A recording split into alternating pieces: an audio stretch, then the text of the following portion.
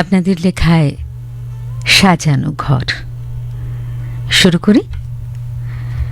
প্রথমে আম্রপালি চন্দ্রর লেখা চিঠিটি পড়ব। দমদম কলকাতা থেকে আপনি লিখেছেন এই চিঠি।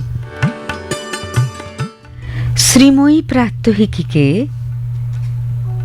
আম্রপালি লিখছেন, ঠাকুমা বলতো, ঘরটার কি ছিঁড়ি করেছিস, খেলা পড়া আঁকার সবকিছু ছত্রাকার করে রেখেছিস। আমি বলতাম, আর তুমি জুতোর বাক্স কেটে আমার পুতুলের জন্য এমন ঘর বানালে তার জানলায় নেই শিক, জানলা আর দরজার ওপরের দিকও এক সারিতে নেই।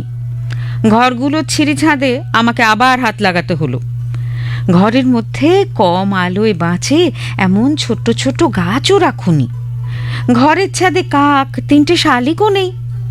সবই তো আমাকে করতে হলো। একটা কাজও ধৈর্য ধরে মন দিয়ে ভালো করে করার ইচ্ছে থাকে না তোমার।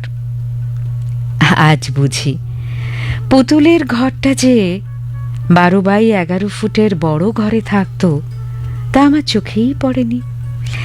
এখন বাইরের কর্মজগৎ সামলে জীবনের 3-4টে ঘরকে গুছিয়ে সাজিয়ে রাখতেই হাঁপিয়ে উঠি।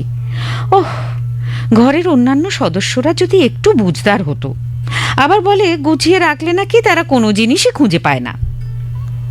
অভ্যাগতদের আসার কথা থাকলে তো আর কথাই নেই।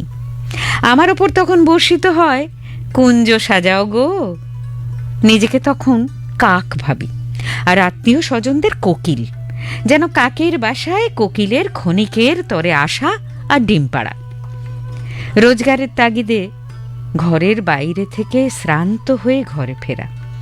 সেই ঘর যখন সাজানো থাকে, ঘরের সিলিংয়ে সাঁটা কাগজে সূর্য, চাঁদ, তারা ছায়াপথে, তা মনে শান্তি আনে, শরীরকে চনমনে করে, রাতে আনে গভীর ঘুম, যা পরের দিনে নতুন উদ্যমে কর্মজীবনে প্রবেশ করতে সাহায্য করে। ঘরের দেওয়ালের চিত্রকলা মনের প্রসারতা বৃদ্ধি করে। বাসস্থান সহ বিদ্যালয়, হাসপাতাল, সেনানিবাস সর্বত্রই উত্তরোত্তর শ্রীবৃদ্ধি হোক। লিখলেন আম্রপালি চন্দ্র, দমদম কলকাতা থেকে। এবারে দীপক জানা, আপনার ঠিকানা গ্রাম ভোগপুর, জেলা পশ্চিম মেদিনীপুর। আচ্ছা, কি দিয়ে সাজাই বলো তো এই ঘরটাকে? বেঁধেছে এমনই ঘর শূন্যের ওপর পোঁচতা করে। সে ঘর তো 8 কুঠুরি 9 দরজার, মধ্যে মধ্যে ঝলকা কাটা, আয়না মহল ওপরে। সে কথা থাক, আমি মাটি মায়ের ঘরের কথাই বলি। এই পাহাড়, নদী, গিরি, এই ঝিল, বিল, মাঠ, এই হিজল, জারুল, পলাশ, সোঁদল, আম, জাম, কাঁঠাল, লিচু, বট, অশথ, পাকুড়, এই জবা, কলকে, টগর, চাঁপা, দূরের বলাকা, মাছরাঙা, পানকৌটি, শালিক, দোয়েল, বুলবুলি, টুনটুনি, ফিঙে, শঙ্খচিল, কোকিল, কাকেই বা ছাড়ি বলো তো? এই যে রোদের ফিসফিস কথা, বাতাসের আলতো সোহাগ, সমুদ্রের দুষ্টু চুম্বন, জীবনানন্দের ভাষায় বারবার ফিরতে ইচ্ছে করে। এই আকাশ ভরা সূর্য, তারা, বিশ্বভরা প্রাণের একজন হয়ে বড় আনন্দ জাগে। মনে হয় গাছ হই, বৃষ্টির আদর মাখি, রোদ্দুরের সোহাগ, কিংবা পাখি হয়ে। আসলে এ ঘরের কথা বললে কেমন যেন এলোমেলো ছন্ন ছাড়া হয়ে উঠি। আবার সুনিপুণ হাতে যখন ঘর গেরস্তালি, এই সুন্দর মাথা, চোখ, মুখ, নাক, হাত, পা পরিষ্কার করি, সাজাই। কে থাকবেন মন্দিরে? কার বসত? সেই অচিন পাখির তো। আহা, এ ঘর সুসজ্জিত থাক, আমারে যে জাগতে হবে, কি জানি সে আসবে কবে, যদি আমায় পড়ে তাহার মনে। প্রতীক্ষায়, দীপক জানা, ভোগপুর, পশ্চিম মেদিনীপুর। ঘর যদি হয় পরিপাটি, সুখটি তবে হবে খাঁটি। লিখছেন পুষ্প সাঁতরা, আটবেড়িয়া, হাড়িঝামা, পূর্ব মেদিনীপুর থেকে। হ্যাঁ, ঘর যদি হয় পরিপাটি, সুখটি তবে হবে খাঁটি। দেহ ঘরকে যতন করে, লাগাও সেথা তিলক মাটি। এই প্রভাতী গানটি গেয়ে আমার সনাতন কাকা টহল গান গাইতেন। সেই আত্মিক সুরের অর্থ না বুঝেও কেমন মোহিত হয়ে যেতাম। এখন বুড়ো বট, সেই বটবৃক্ষের মতো বুঝি সাজানো ঘরের ইতিবৃত্ত। অন্তর্ঘর আর বাহির ঘর দুটোই সাজাতে হয়, না হলে অলংকারবিহীন ঘর তো শুকনো ন্যাড়া গাছ।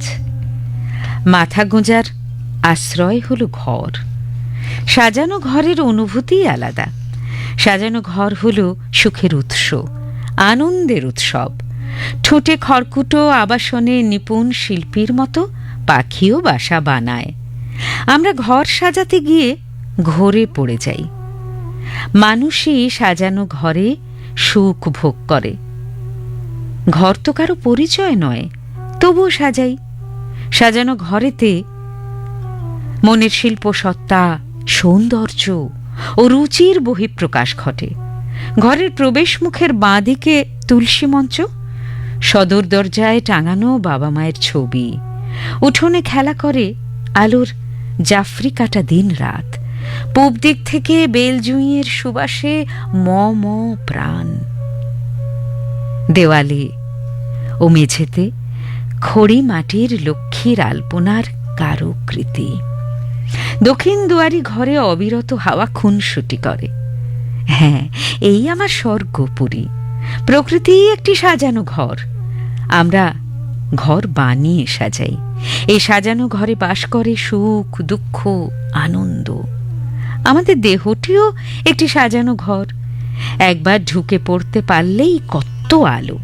তবে এ ঘরে ঢুকতে গেলে মোহ, কপটতা, লোভ, আত্মম্ভরিতা সব বর্জন করতে হবে।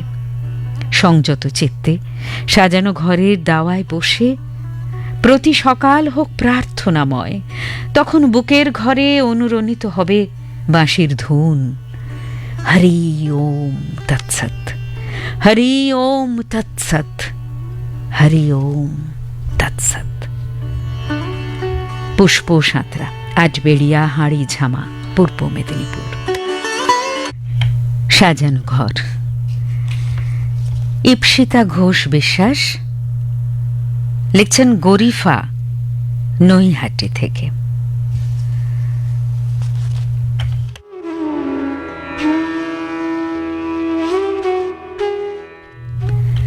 দিব্যজন্মা শকুন্তলা আশ্রম কুটিরের সম্মুখে বসে একটা একটা করে গুনছেন রাজাধিরাজ দুষ্যন্তর নামাঙ্কিত আংটির অক্ষর সংখ্যা। কালিদাসের কাব্যে এমন বয়ান শুধুই রূপক। রাজার দেওয়া প্রতিশ্রুতি মতো রাজার নামের অক্ষর গোনার সঙ্গে সঙ্গে শকুন্তলা সাজাচ্ছে তার হবু ঘর সংসার, যেখানে আশ্রমবালা শকুন্তলা শুধুই সুখের আবেশে ভাসে। সে জানে না নাগরিক জীবনের জটিলতা, জানে না রাজার অন্তর্মহলে বিলাসবহুল সাজানো ঘরের মোড়কে গভীর বিরহে দিন গণে আরো কত রাজরানী রূপী নারী, যাদের সকলের কোমল হৃদয়ে নিরন্তর বাজে করুণ রাগিনী। আমি হৃদয়ের কথা বলিতে ব্যাকুল, শুধাইল না কেহ।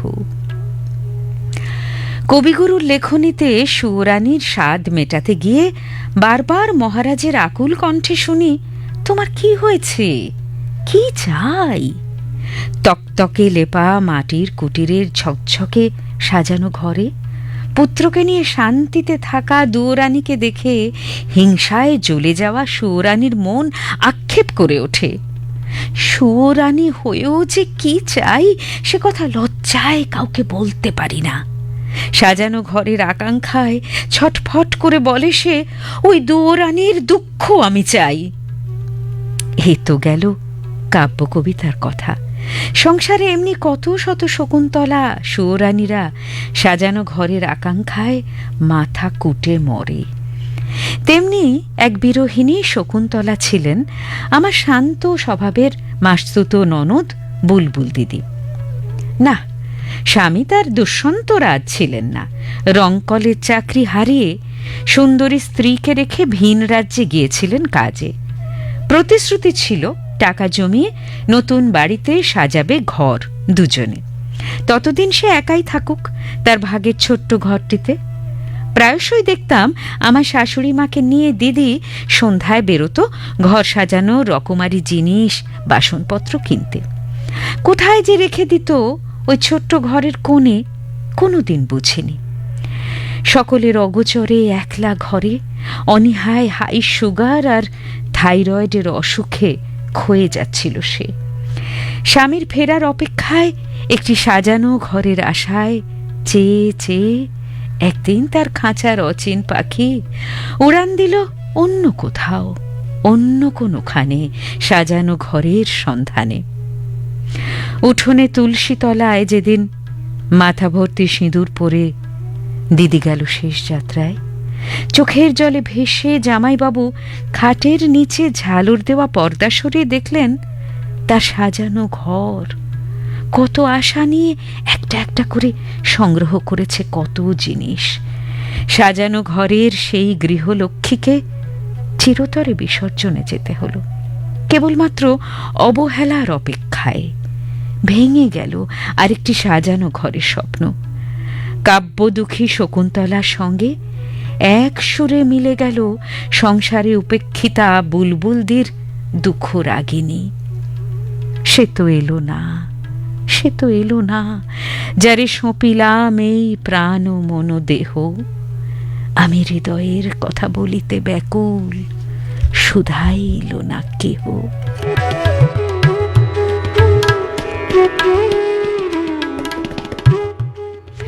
গরিফা নৈহাটি থেকে এই চিঠিটি পাঠিয়েছিলেন ইপ্সিতা ঘোষ বিশ্বাস। অজিত কুমার চক্রবর্তী চিঠি হাসনহাটি, পূর্ব বর্ধমান থেকে। মামাবাড়ির আর্থিক অবস্থা অদ্যভক্ষ ধনুর গুণ। একখানা ঘরে ৫-৬টি প্রাণী বাস করে। সাজানো ও গোছানোর কোনো সুযোগই নেই। এই অবস্থায় পাশের বাড়ির প্রমীলা মাসি দিদার সঙ্গে গল্প করতে করতে বলল, দেখো দিদি, আমার বাড়িতে আমি একা থাকি। তোমার নাতিটা যদি আমার বাড়িতে চিলেকোঠায় থাকতো তাহলে আমি নিরাপদ বোধ করতাম। নাতিটিকে আমার পছন্দ, প্রয়োজনে আমার বাড়িটা যাবার আগে ওকে লিখে দিয়ে যাব। দিদা তো হাতে চাঁদ পেয়ে গেল। পরদিনই নাতি বিশাল ওই চিলেকোঠায় গিয়ে হাজির। সত্যি সুন্দর ঘর ও পরিবেশ। সকালে প্রথম সূর্যালোক গায়ে লাগে। দিগন্ত বিস্তৃত মাঠ, রাতের জ্যোৎস্না, সবটাই স্বপ্নময়। ঘরের ভিতরটা মাকড়সা আর আরশোলার রাজত্ব। নাতি সেদিন থেকেই পরিষ্কার করতে শুরু করে দিল। 1 ঘন্টায় ঝকঝকে হয়ে উঠল ঘর। একদিকে পড়ার বই, অন্যদিকে গল্পের বই সাজিয়ে রাখল। প্রমীলা মাসি একটি টেবিল চেয়ার এনে দিল, সেটা ঘরের এক পাশে রাখল। টেবিলের উপরে টবে কিছু বেলফুল, রজনীগন্ধা সাজিয়ে রাখল। আর রাখল অত্যন্ত সুগন্ধি, নাম না জানা কিছু ঘাস।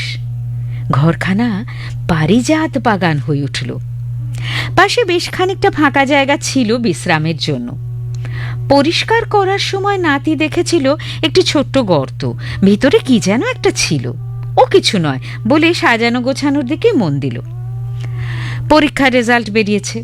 90% নম্বর পেয়ে পাশ করেছে নাতি। সে মনে করে সব কৃতিত্বই ওই নিরিবিলি সাজানো ঘরটার। পরদিন নাতির ওপর থেকে নেমে আসতে দেরি দেখে দিদা গুটি গুটি উঠে গেল সেখানে। চমকে উঠল দিদা। নাতির সমস্ত দেহ নীল হয়ে গেছে। এ তো সর্পদংশন। ডাক্তার দেখে বলল, বড় দেরি হয়ে গেছে, বাঁচানো গেল না নাতিকে। পড়ে রইল তার সাজানো ঘর। অজিত কুমার চক্রবর্তী, হাসনহাটি, পূর্ব বর্ধমান থেকে।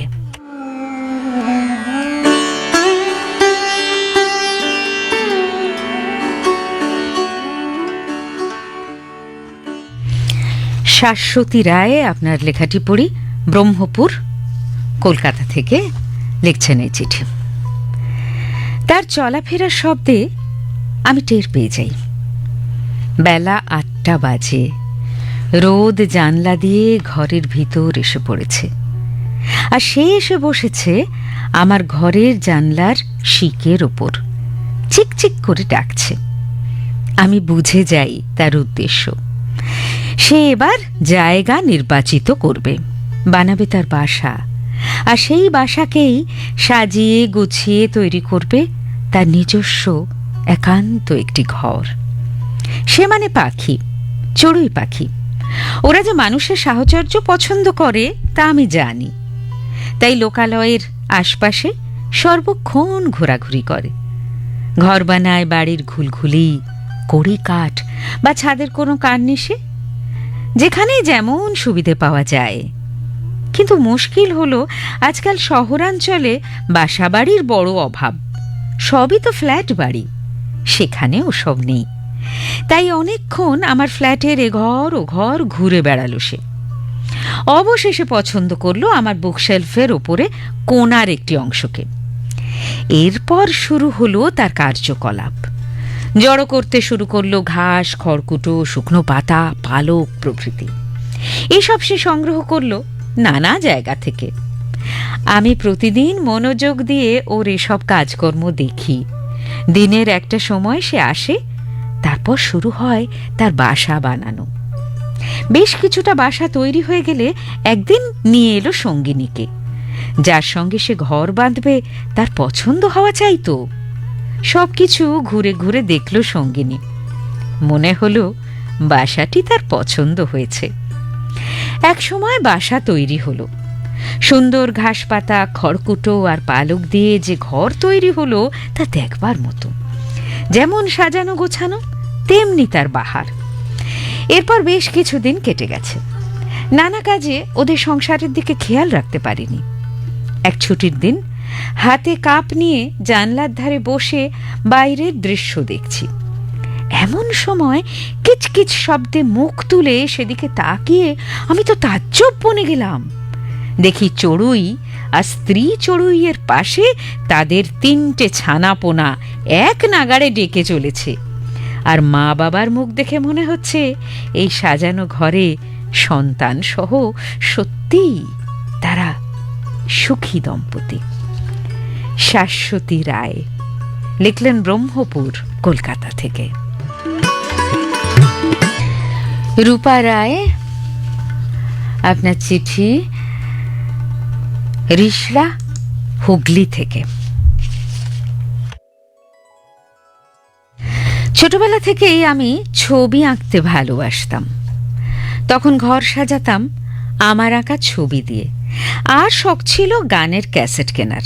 হেমন্ত, লতা, মির্জা গালিব, মান্না দে, চণ্ডালিকা, কালমৃগয়া, বিসমিল্লা খাঁর, সানাই, এর সব সংগ্রহ ছিল আমার। এই সব ক্যাসেট দিয়ে সাজিয়েছিলাম আমার ঘরের তাক। এখন ঘর সাজানোর রুচি হয়েছে অন্য রকম। পশ্চিমবঙ্গের হস্তশিল্প আমাকে খুব আকর্ষণ করে, কারণ আমার মননে ও মানসিকতায় শিল্পের প্রতি এক আশ্চর্য ভালোবাসা লুকিয়ে রয়েছে।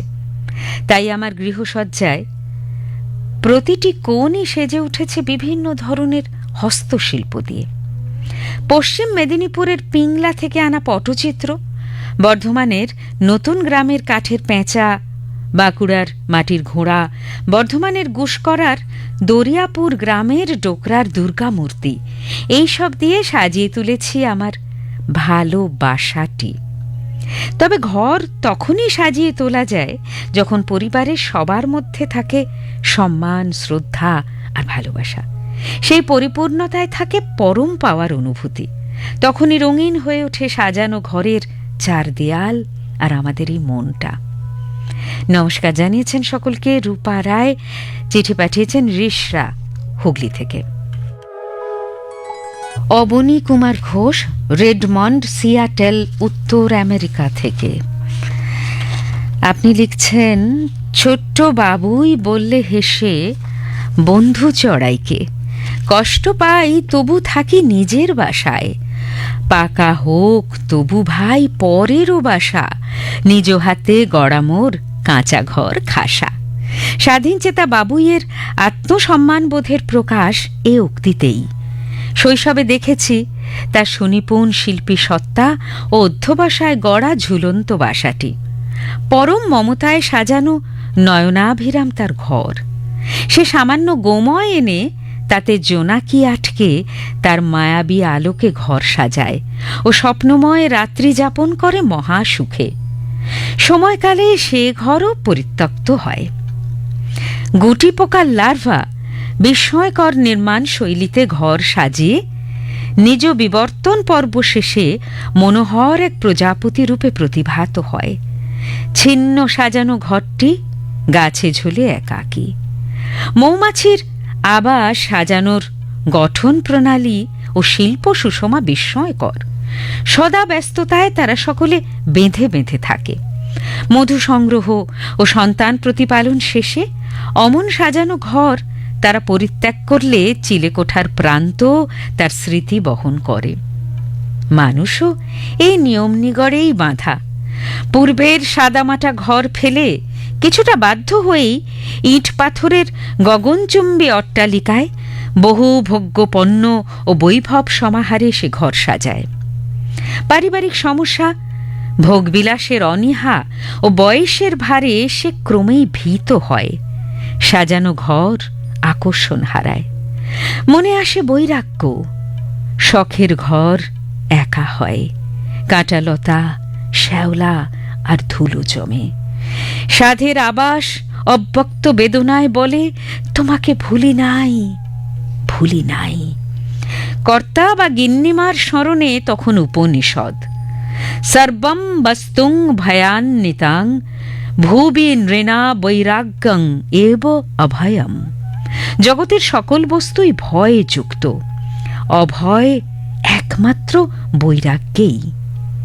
বেলা শেষে এমন সুরই শুনি গুরুদেবের কবিতায়। গাছটির স্নিগ্ধ ছায়া, নদীটির ধারা, ঘরে আনা গোধূলিতে সন্ধ্যাটির তারা, চামেলির গন্ধটুকু জানালার ধারে, ভোরের প্রথম আলো জলের ওপারে, তাহারে জড়ায় ঘিরে ভরিয়া তুলিব ধীরে জীবনের কদিনের কাঁদার হাসা। ধন নয়, মান নয়, এইটুকু বাসা করেছিনু আশা। প্রাত্যহিকীর বন্ধুদের আন্তরিক শুভেচ্ছা সহ অবনী কুমার ঘোষ। আপনি লেখাটি পাঠিয়েছেন রেডমন্ড, সিয়াটেল, উত্তর আমেরিকা থেকে।